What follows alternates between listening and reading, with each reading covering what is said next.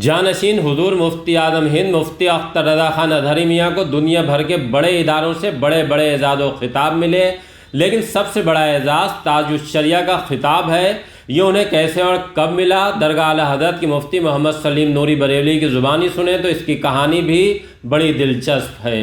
وہ 28 سال پہلے کا ایک واقعہ بتاتے ہیں، تب جب اظہری میاں اہل سنت کے بڑے ادارے میں تشریف لے گئے۔ اس وقت اس دور کے بڑے علماء کرام ان کے ساتھ تھے۔ جیسے ہی انتظار میں پلکیں بچھائے طلبہ نے اظہری میاں کو دیکھا تو پہلی بار ان کی زبان سے وہ نعرہ سنا گیا جو بعد میں جانشین حضور مفتی اعظم ہند کی پہچان بن گیا، اور آپ دنیا بھر میں تاج الشریعہ کہلائے جانے لگے۔ ایک بار ضرور سنیے بہت دلچسپ واقعہ۔ انسان کی زندگی پر اس وقت جبکہ وہ پروان چڑھتا ہے اور کمسنی اور بچپنی کی عمر سے آگے قدم رکھتا ہے تو اس کی زندگی پر اس کے آس پاس کے ماحول کا بہت گہرا اثر پڑتا ہے، اور اس ماحول کے اثر کو لے کر کے جو وہ آگے بڑھتا ہے، اٹھان اس کی ہوتی ہے، اس کی جو پرورش ہوتی ہے، تو اس کی وجہ سے اس کے اندر بہت سی چیزیں خود بخود پیدا ہو جاتی ہیں۔ اس اعتبار سے اگر ہم دیکھیں تو سرکار تاج الشریعہ علیہ رحمت و رضوان کی جو پیدائش ہوئی 1943 نومبر 1943 میں 23 نومبر 1943 کو آپ کی پیدائش ہوئی، اور یہ ہندوستان کا بہت خطرناک دور تھا۔ اتھل پھتل اس میں مچی ہوئی تھی، چونکہ آزادی کے شادیانے ہر طرف سے، آزادی کی آوازیں ہر طرف سے، آزادی کی تحریک ہے، ملکوں کو آزاد کرانے کی جدوجہد ہر طرف سے ہو رہی تھی۔ سیاسی ماحول بہت گرم تھا، معاشی، معاشرتی، یہ ہر طریقے سے ہر میدان کا ماحول بہت گرم تھا۔ 15 اگست 1947 کو ہمارا ملک آزاد ضرور ہوا، لیکن ساتھ ساتھ ہندوستان کو دو ملکوں میں تقسیم بھی ہونا پڑا، اور اس وبھاجن اور اس تقسیم کے وقت جو حالات بنے وہ خاص طور پر ہندوستانی مسلمانوں کے لیے نہایت ہی افسردہ کرنے والے تھے، غم میں مبتلا کر دینے والے تھے، بلکہ جسے عام زبان میں ہم کہیے مایوس کن تھے۔ ایسے ماحول میں حضرت تاج الشریعہ علیہ رحمت و رضوان کی پرورش ہوئی۔ آپ نے علم و فن کی منزلیں طے کی، اور آپ کا ایک ذہن بنا کہ پہلے آزادی ملک کے لیے جو مسلمانوں نے یہاں پر قربانیاں پیش کی، اور انگریزوں نے جو ظلم و ستم مسلمانوں کے اوپر ڈھائے، اس سے جو مسلمان برباد ہوئے، اور پھر تقسیم کے وقت جو فسادات کا سلسلہ شروع ہوا، اور تقسیم کی، وبھاجن کی پاداش میں یہاں پر جو مسلمان دبے کچلے رہ گئے، ان کی ہر طرح سے سرپرستی، قیادت، ان کی رہنمائی، ان کی معاشی رہنمائی، ان کی سماجی رہنمائی، ان کی دینی اور مذہبی رہنمائی، اس کے لیے ضروری تھا کہ مسلمانوں کو یہاں دبے کچلے اور بچے کچے جو مسلمان رہ گئے تھے،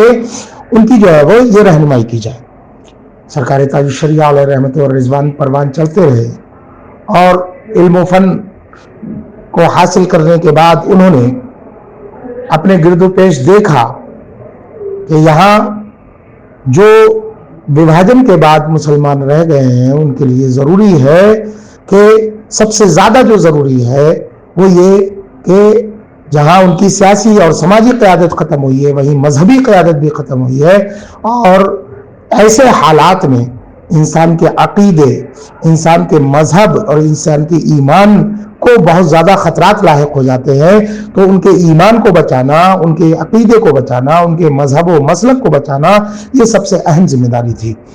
ان کی علمی رہنمائی کرنا یہ بہت اہم ذمہ داری تھی، جس کو سرکار تاج الشریعہ علیہ رحمت و رضوان نے بحسن و خوبی نبھایا۔ ہم یہ کہہ سکتے ہیں کہ حق کی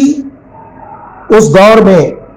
اس دور میں حق کی سب سے بڑی اور بلند آواز کا نام سرکار تاج الشریعہ تھا۔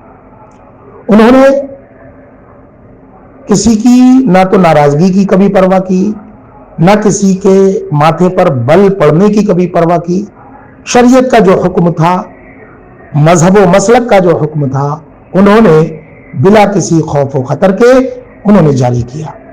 اس سلسلے میں انہوں نے کسی کی روح رعایت کبھی بھی نہیں کی۔ اسی وجہ سے حق گوئی کی اگر سب سے بڑی مثال اس دور میں دیکھنا ہے تو وہ تاج الشریعہ علیہ رحمت و رضوان کی ذات ہے۔ آج سرکار تاج الشریعہ علیہ رحمہ کا 5واں عرس ہم منا رہے ہیں، تو اس موقع پر ایک چیز آپ کے اوپر میں واضح کر دوں کہ ان کو زندگی میں بہت سے بڑے بڑے خطابات ملے۔ ایک زمانہ تھا کہ وہ اظہری میاں کے نام سے یا علامہ اظہری کے نام سے مشہور تھے، لیکن عمر کے آخری حصے میں، آخری دہائیوں میں وہ تاج الشریعہ کے نام سے مشہور ہوئے، قاضی القضات کے نام سے مشہور ہوئے۔ تو میں یہ بتا دوں کہ تاج الشریعہ کا سب سے پہلا جو نعرہ بلند ہوا تھا وہ کہاں ہوا تھا؟ خود میں اس کا شاہد ہوں، میرا مشاہدہ ہے، میرے سامنے کی یہ بات ہے۔ ہم لوگ یہ 1994-95 غالباً یا اسی دور کی بات ہے، 95-96 تھا یا 94-95، ہم لوگ جامعہ اشرفیہ مبارک پور ضلع اعظم گڑھ میں پڑھتے تھے، جو اہل سنت کا ایک بڑا ادارہ ہے۔ سرکار تاج الشریعہ علیہ رحمہ وہاں تشریف لے گئے۔ عصر اور مغرب کے بیچ کا زمانہ تھا، دور تھا، وقت تھا۔ عزیز المساجد میں اس وقت مفتی شریف الحق صاحب شارح بخاری زندہ تھے، وہ حضرت کا ہاتھ تھامے ہوئے، اور دوسری طرف علامہ ضیاء المصطفیٰ صاحب جو محدث کبیر کے نام سے مشہور ہے وہ چل رہے تھے۔ ان حضرات کے ساتھ ساتھ عزیز المساجد میں پہنچے اور طلبہ بے چین تھے آپ کے پیچھے نماز مغرب ادا کر رہے ہیں۔ پوری مسجد بھری ہوئی تھی۔ نماز کے بعد سارے طلبہ انہیں رخصت کرنے کے لیے جب جو ہے وہ جلوس کی شکل میں یہاں اشرفیہ کے گیٹ پر لائے، تو ساتھ ساتھ آپ کی گاڑی کے ساتھ ساتھ طلبہ اشرفیہ کے گیٹ سے لے کے ایک سٹھیاؤں ریلوے اسٹیشن پڑتا ہے، اشرفیہ گیٹ سے تقریباً 4 یا 5 کلومیٹر دور ہے وہ، وہاں تک طلبہ جو ہے وہ چلے گئے، لائن لگا کر کے، دونوں طرف کی لائن لگا کر کے۔ اور اس وقت کچھ ہمارے ساتھی تھے، تو ان حضرات نے اور طلبہ نے اچانک بنا کسی سوچ اور سمجھ کے، بنا کسی منصوبہ بندی کے، بنا کسی پلاننگ کے، اچانک طلبہ کی زبان سے تاج الشریعہ کا نعرہ لگا، اور طلبہ نے تاج الشریعہ زندہ باد، تاج الشریعہ زندہ باد کے نعرے لگائے۔ اس وقت لوگوں نے زیادہ خیال نہیں کیا کیونکہ طلبہ نے یہ لگائے تھے، لیکن ہم نے دیکھا کہ 2-4 سال کے بعد پھر مختلف علاقوں میں، خطوں میں بڑے بڑے علماء تاج الشریعہ کے نام سے حضرت کو پکارنے لگے،